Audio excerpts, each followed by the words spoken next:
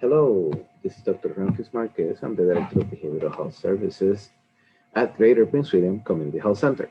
And I'm going to be talking to you about ACEs. I'm going to share with you findings from the Adverse Childhood Experience Study. We'll call it the ACEs study. The ACE study confirms with scientific evidence that adversity early in life increases physical, mental, and behavioral problems later in life. The ACE study is the largest study of its kind, with over 17,000 participants. It was developed and co-sponsored by Kaiser Permanente Managed Care Consortium of San Diego, California, and the Center of Disease Control and Prevention in Atlanta, Georgia, in the early 1990s. Dr. Vincent Fileri and Dr. Rob Anda are the co-principal investigators of the ACEs study. Dr. Anda, who designed the ACEs study while he was working as a senior scientist at the CDC, reviewed and approved all information from the study that I'll report to you today. Before I introduce the ACEs study, I want to explain a little bit about brain development. The human central nervous system connects us to ourselves, to other people, and to the world around us. The central nervous system consists of the brain and spinal cord that integrate all of our senses and information from receptors located throughout the human body. It is regulated internal body functions and it manages elaborate chemical and electrical signals. The nervous system considers sensory input in the context of each and every second, almost instantaneously, and determines our understanding of and response to the world we live in. Cells in the nervous system are called neurons. They are stunningly effective at processing and transmitting information, and they have a central purpose in doing so, to adapt in ways that keep us alive. Dr. Martin Teicher of Harvard University reviewed and approved all of the brain science facts in this presentation. Most of the wiring of the brain occurs as a result of life experience from our senses. By age 6, those same brain cells now have many connections. The wiring of the brain, or the making of complex neural networks, is experience dependent. What gets experienced the most tends to lead to the more robust connections between nerve cells that form networks. This is a process called branching or arborization. The last section of the slide represents age 14, about the time of puberty. Notice that there are now fewer connections between the brain cells than there were at age 6. This is because the least experienced connections tend to withdraw at about the time of puberty. This process is called pruning. This phenomenon helps explain why neglect or not getting the experience we need can have such a powerful negative impact on health and social function. Every person's life is unique, but for illustration, let's imagine two worlds. One is mean and dangerous. The second is kind and generous. Traumatic experience during development, like abuse, neglect, and chaotic relationships, generate predictable patterns of brain architecture, behavior, and traits. Humans are only really made to be under stress for about 20 minutes at a time, long enough to prepare for a fight or to hide. So, experiences that cause stress chemicals to be continuously produced, for example, child abuse and neglect, or even being in a war zone, have a big impact on development. Under these circumstances, our bodies tend to prepare for life in a dangerous world. Stress hormones exert influence on cells, chemicals, and wiring. They sculpt brains that are wired for centered characteristics, like being edgy, hot-tempered, impulsive, and hypervigilant, or being withdrawn, dissociated, or numb. This is the path outlined on the top line of the slide. For example, people who have traumatic stress from conception to the toddler years will likely have a higher baseline of the stress hormone, like cortisol, in their bodies. As a result, these folks may have a very short fuse, be self-focused, and may have difficult time shifting gears from emotions to problem solving. If there is more danger just around the corner, being focused on others and thinking about options wouldn't contribute to survival. Readiness for a next danger would. But the downside is that when stress hormones like cortisol hang around for a long time, they are toxic to brain cells. This toxicity includes making it difficult for brain cells to develop healthy neural networks and can even cause brain cells to die. That is why, well, that is why we call continuous stress trauma and episodic unpredictable stress toxic stress. Dr. Seischer calls the lower path in this diagram the benevolent world. The world is kind, easygoing, helpful, and free from traumatic stress. People growing up on this path are more likely to develop a brain with cells and wiring and chemistry for being focused, flexible, and relationship oriented. One might ask, what kind of situation might be a good match for a person who tends to be edgy, hypervigilant, emotionally detached, or quick to act? How might these kind of adaptations be useful in this environment? There's a lot of ideas or theories that people that have struggles high levels of ACEs do well in environments that are high stress, high demanding environments, like firefighters, police officers, and military. One common belief in our society is that the people whose experience take them on the top path are maladaptive, and the people among the bottom path are adaptive. That is completely untrue. Both pathways are adaptive. Both brains are adapting to their experiences. And that's good for us as a species. The people whose brain adapt to a dangerous or stressful world are more likely to survive when life is tough. The people whose brain adapt to a safe world are likely to be prepared to meet society's expectations in a tranquil time. Our experiences get wired into our biology.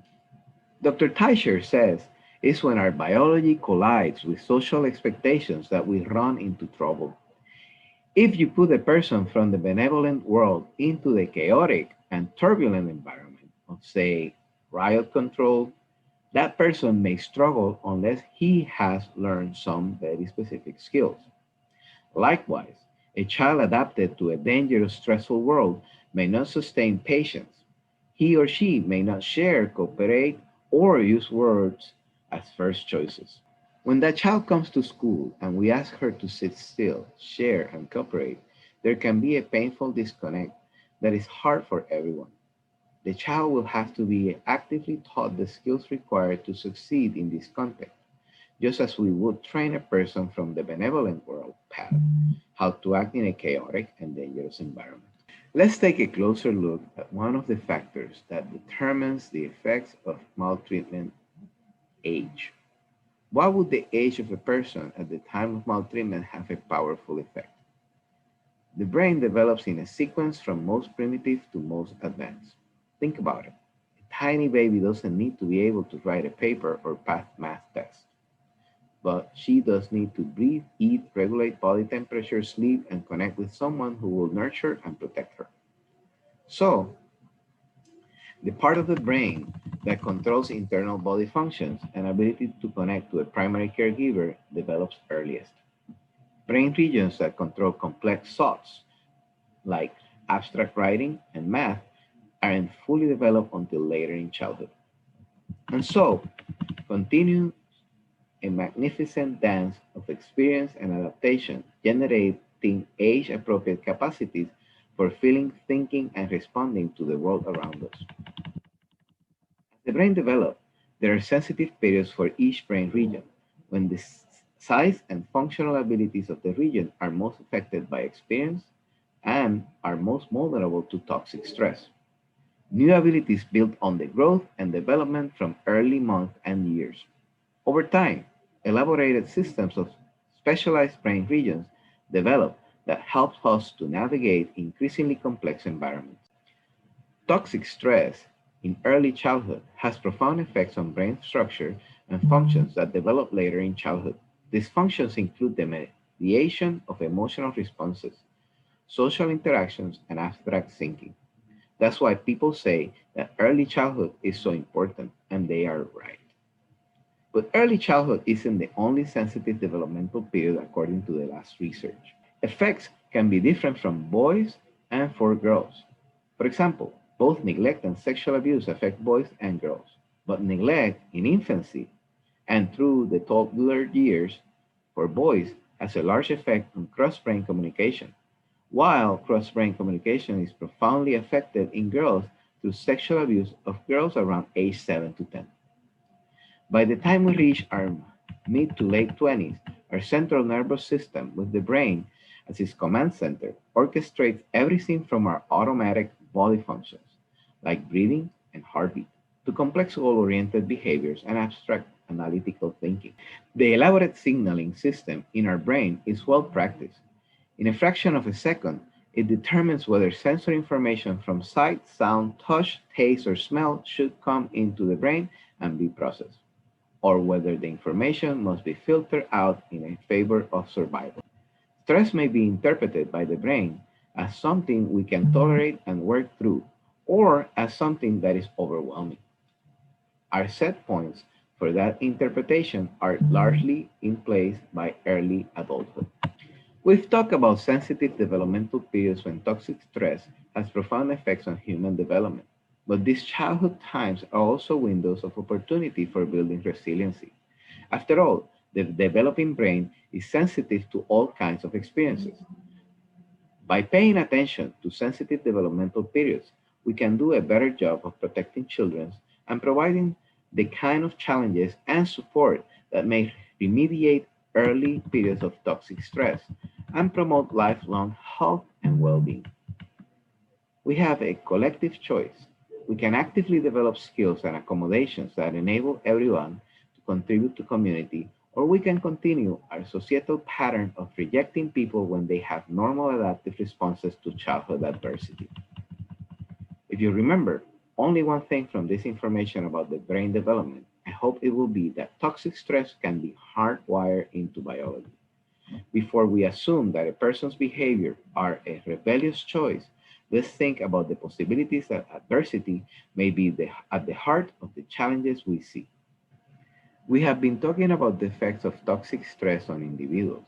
Now, we're going to switch gears and talk about the effects of toxic stress on the population as a whole. The field of epidemiology is where we will turn. Epidemiologists are scientists who study the origins of disease, disability, productivity, and health in the population.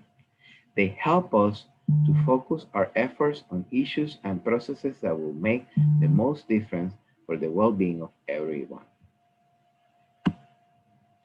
We're going to talk about a large epidemiological study about the enduring effects of adverse childhood experience. Dr. Rob Anda and Dr. Vincent Fileri are the co-principal investigators of the study, which they call the ACES study. Most prior studies of the health and social effects of childhood abuse focus on a single type of adversity, such as sexual abuse. The ACE study broadened the picture to include multiple types of childhood stressors. In addition, the study measured a wide array of health and social problems. This is how the ACE study expanded the knowledge into a broader public health perspective.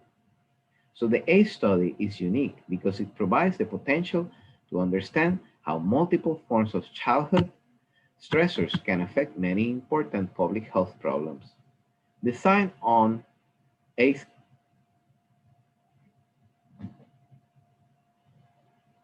So, the ACES study is unique because it provides the potential to understand how multiple forms of childhood stressors can affect many important public health problems. Design of the ACE study began in 1991, and in 1994, the CDC provided funding to conduct the ACE study at the Department of Preventive Medicine in San Diego. More than 70,000 adult members of the Kaiser Health Insurance Plan completed a survey about adverse childhood experiences. ACEs, health behaviors, disease risk, and disease mental health, and substance abuse, and other health and social problems.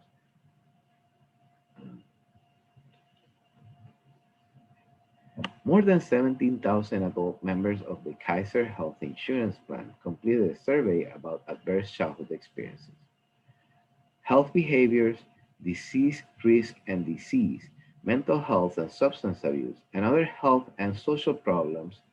Their ages range from 19 to 94 years of age. Study participants were generally well educated, most had attended college, and only 6% did not have a high school diploma, as compared with 13% of our US population. They were predominantly white middle class people who had access to some of the best health care in the world. Study participants are still being followed to assess the relationship of ACEs to cause of death, incidence of disease, healthcare utilization, and use of prescription medication. This slide shows the 10 categories of adverse childhood experiences that were studied.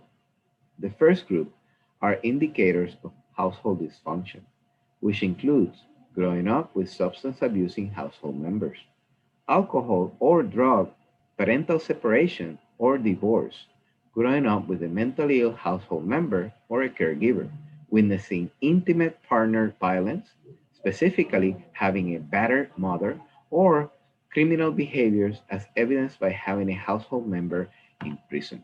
Three forms of childhood abuse were studied: emotional, physical, and sexual. And two forms of neglect were included: emotional and physical. As you can see from the percentage on the slide, ACEs are common in this middle class, well educated population. Because adverse childhood experiences are so highly interrelated, it did not make sense to look at how single categories of ACEs influence health and social problems. Instead, Dr. Anda and Validi developed the ACEs score. The score is simple, a count of the number of categories of ACEs that each person reported, from 0 to 10. Each category counts as 1 point in the ACE score. So, if a person experienced physical abuse, no matter how many times or what the severity of the abuse, the ACE score is 1. If the person experiences physical abuse and had a substance abusing parent, the ACE score is 2, and so forth. Think of ACE score as a measure of the childhood biological stress dose. As the ACE score goes up, on average, the exposure to the developmental effects of toxic stress increases. In this illustration, you see that only a third of people in the study had an ACE score of 0. 16% had scores of 4 or more. Adverse childhood experiences are common. I then tend to cluster. ACEs are hidden burden in the study population. People who report high ACE scores are more likely to have health and social problems. In fact, as the ACE score goes up, the percentage of people with health and social problems also goes up. We call this a dose response. You know, dose response? The more gas you put into your car, the more miles you can drive. In this case, where there is a higher dose of adverse childhood experiences, the higher the percentage of people with health problems. All of the data slides from the ACE study that I'll show you today are formatted in the same way. Along the bottom horizontal axis are the ACE scores, from 0 on the left to 4 or more on the right. All of the data slides from the ACE study that I'll show you today are formatted in the same way.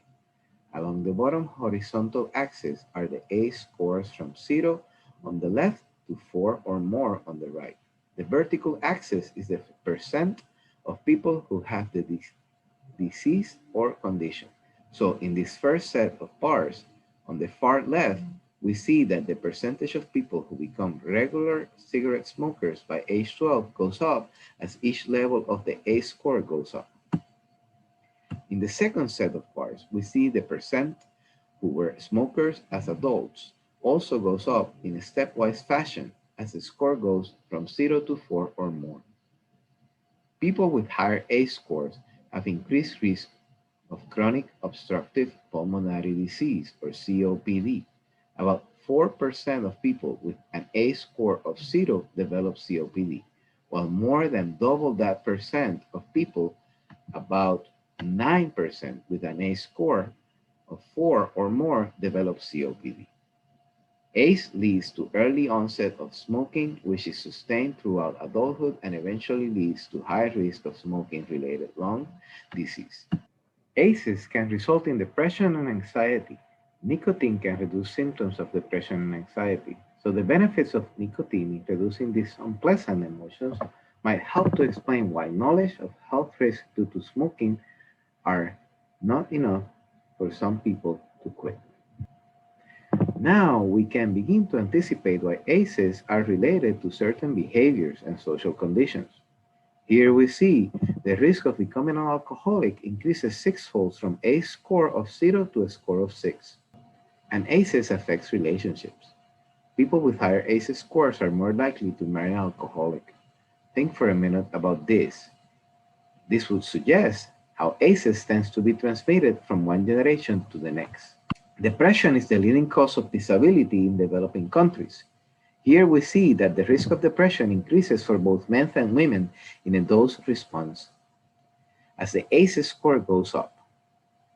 ACEs are held in the body, leading to mental, physical, behavioral health problems in adulthood. Some of those problems are unintentionally handed to the next generation. Becoming an alcoholic, marrying an alcoholic, and suffering from depression are part of the intergenerational transmission of adverse childhood experiences. Here is a list of some of the health and social problems documented by ACE study publications. Because ACEs have a powerful impact on many health and social problems, the ACE researchers concluded that ACEs are the leading cause of health and social problems in our nation.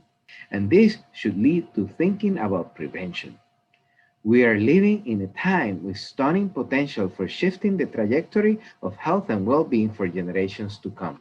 ACEs are common. ACEs are highly interrelated. ACEs have a cumulative impact that is captured by the ACEs score. And people with higher ACEs scores are more likely to have multiple health and social problems, some of which increase the odds of their children having high ACEs scores. The discoveries about the effects of toxic stress on the developing brain provide biological plausibility for the ACE study finding. So this information makes a strong case for concluding that the relationship between the ACEs score and the health problems is a cause and effect relationship. So how do we put this all together to make a case for understanding ACEs as a powerful pathway to health and well-being? Now we understand that ACEs are common and have a strong cumulative impact on the risk of common health and social problems. Preventing ACEs and their intergenerational transmission is the greatest opportunity for improving the well-being of human population. In fact, the ACEs study team and ACESInterface believe this is the greatest opportunity of our time, perhaps of all time. These slides show the percentage of various health and social problems that epidemiologists estimate are caused by ACEs. The calculation that is commonly used to do this in public health studies is called population attribution risk. This is displayed as a percentage as an oil spill on this slide. The percentage of a problem coded by the oil spill represents the percentage of each problem that is potentially preventable by preventing ACEs. The percentages are quite large. In fact, the high percentages on this chart are rarely seen in public health studies. The cumulative effect of ACEs reflects a powerful opportunity for prevention, no matter if you're working to prevent health disease or cancer, and homelessness or hopelessness, or improve business profitability. As we align a portion of our work around common goal of preventing the accumulation of ACEs and moderating their effects, we will reduce all of these problems and many others all at once. The ACEs study provides us with straightforward information about the consequences of toxic stress during childhood. This scientific research gives us powerful information we can use every day to improve health, safety, prosperity, and longevity. But the ACEs study isn't a detailed roadmap of services or programs. It is an invitation for us to be pioneers. This news is simply too important to wait for someone else to design a detailed roadmap. Through our collective knowledge and actions, we are the ones with the power to shift the dynamics within our own families, communities, and society that leads to high ACEs score. When people hear about the ACEs study findings, they often ask about resiliency. People get excited about the notion of resiliency, in part because it reminds us that our supportive actions matter. Our desires for resiliency lead naturally to search for ways to help families and communities. Three protective systems interact and guide positive adaptation. These powerful systems are individual capacities, attachment, and belonging. With caring and competent people and protective communities, faith and cultural processes. What do we know about individuals who do well despite adversity? We know that the three protective systems are nested. People do best when they are living in thriving families and communities.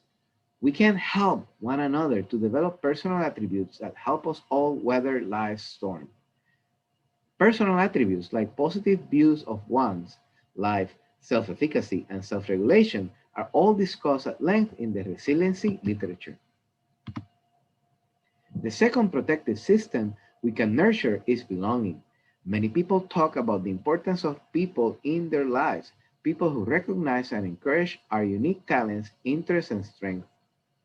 Relationships with caring and competent people are vital contributors to resiliency and recovery.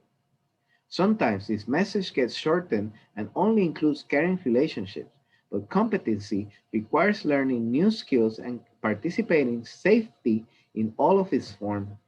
Relationships with caring and competent people are vital contributors to resiliency and recovery. Sometimes this message gets shortened and only includes caring relationships, but competency requires learning new skills and practicing safety in all of its forms when relating to people who are hardwired for survival in a dangerous or unpredictable world. People who have difficulty with emotional regulation, picking up social cues, problems with addiction and family bonds, and other consequences of developmental trauma can be challenging friends and neighbors. Relationships that provide security and belonging will become the norm as we learn and improve our skills and competencies to be relevant and helpful during times of stress and challenge, as well as during celebration and rest. If we decide to dramatically improve health and safety for this and future generations, we must foster thriving communities. Fostering thriving communities is about empowerment. It's about investing in the people who have the most at stake so they can be the expert leaders of their own community change. As we invest in community capacity, we can systemically providing education about neurobiology, ACEs, and resiliency so local people have a common language for cross sectors and multidisciplinary work. If we decide to dramatically improve health and safety for this and future generations, we must foster thriving communities. Fostering thriving communities is about empowerment. It's about investing in the people who have the most at stake so they can be the expert leaders of their own community's change. As we invest in community capacity, we can systemically providing education about neurobiology, ACEs, and resilience so local people have a common language for cross-sector and multidisciplinary work. Building community capacity is about helping people learn, manage and improve their efforts systemically, and about providing flexible funding, state-of-the-art education, and direct support that helps mobilize everyone who wants to help. Public and private partners that foster thriving communities learn from those communities and celebrate exceptional results from their work. To learn more about capacity building processes, we look to communities that have changed the way people work together to solve tough problems and have stunning success. Success doesn't happen overnight, it's a journey that intentionally builds new capacities and supports healing and prevention. Each successful community has traveled that journey differently because each community is unique. But communities that have reduced major social problems, reduce the percentage of young people with high ACEs score, and improve key factors for resiliency, do use similar processes for achieving better results.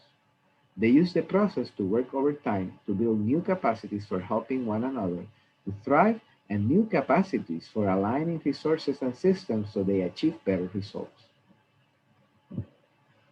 In Washington state, a system of community public health and safety network called these communities high capacity communities. The process they have used since 1994 is called General Community Capacity Development. It is a public health approach to solving interrelated problems by improving people's connections, their shared responsibility, and the collective impact of their effort. Community capacity development puts into place a four-phase iterative process for nurtured development of healthy and productive adults regardless of their circumstances into which they are born.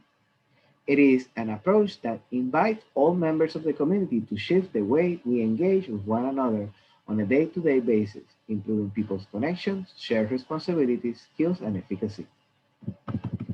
This approach increases the collective impact of service and neighborhood initiatives by aligning efforts around common purposes. The four phases in the process are leadership expansion, coming together around issues of importance to the community, learning together, and results-based decision-making. The process is powerful because success in one phase propels success in the next. It generates a virtuous cycle with the power to improve population health and uses all the resources in a community, including its people's power. Supporting healthy community processes that respect cultural traditions and values is a high leverage activity. Just as rising tide lifts all boats, a high capacity community lifts all beings. People living in high capacity communities are less likely to have high adverse childhood experiences scores, less drugs and alcohol abuse, less depression, and serious and persistent mental illness, and fewer problems in school and at work. There is a predictable pattern to transformative change. It begins with discovery and communication, which leads to people to clarify their values and thinking. With new knowledge and new habits of thinking, people change the actions they take in everyday life. The collective actions of many people shape a new reality that is stratified in organizational and policy change. The truth is that people create a new reality long before new laws are passed. Change is up to us.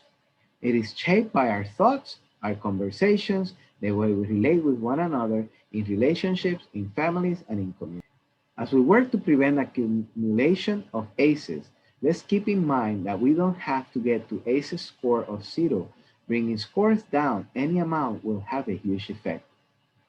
We might not be able to prevent a first ACE from occurring in a family, but we certainly can notice when children have 5 ACEs and make sure that number doesn't go to 10. As we thread through all of our work, a new focus of supporting adults, particularly adults who, through no fault of their own, experienced many ACEs when they were children, we will prevent ACEs for the next generation. We live at a time of great hope and promise. The largest public health discovery of our time, perhaps of all times, is about family, community, children, is about us. Our actions to prevent ACEs, whether large or small, can profoundly improve our future. Thank you. What if the largest public health discovery of our time is about the smallest of us? I am Dr. Ramfis Marquez. I hope you enjoyed this presentation. I look forward to seeing you in the future in future presentations on the subject of ACEs. Have a beautiful and blessed day.